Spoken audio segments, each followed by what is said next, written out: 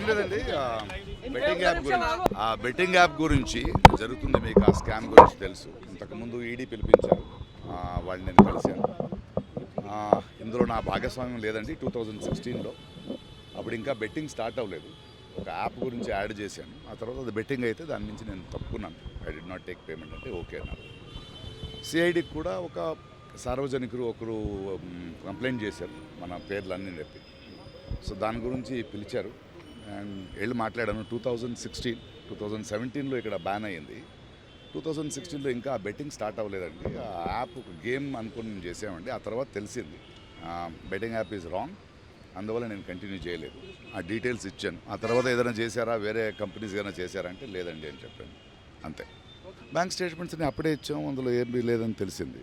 But ఒకటి మా మాధ్యమం మూలంగా చెప్తున్నది, ఏదో అది కొందరు పెద్దవాళ్ళు చేశారు, వాళ్ళు చేశారు రూల్స్ అని కాదు. Betting app is wrong.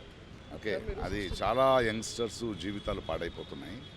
2016లో మనకు తెలియదు, అది ఇంకా యాప్గా ఉంది, ఇంకా బెట్టింగ్ స్టార్ట్ అవ్వలేదు. బట్ ఎప్పుడైతే బెట్టింగ్ స్టార్ట్ అయ్యి అది బ్యాన్ అయిందో, యంగ్స్టర్స్కి నేను ఈ మూలంగా చెప్పేది ఒకటే, అంటే నేను బెట్టింగ్ యాప్ డబ్బులు పెట్టి చేయమని నేను యాడ్ చేయలేదని చెప్పడం చాలా ఈజీ. అలా కాదు, అది తెలిసి చేసినా తెలియక చేసినా తప్పే.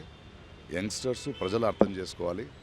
మనం కష్టపడదాం, కష్టపడి సంపాదిస్తాం. ఇలాంటి యాప్ పోయి చాలా ఫ్యామిలీస్, చాలా youngsters they have lost there lifes and I'm sorry for that and hope మనం దీని నుంచి నేర్చుకుంటాం. Thank you.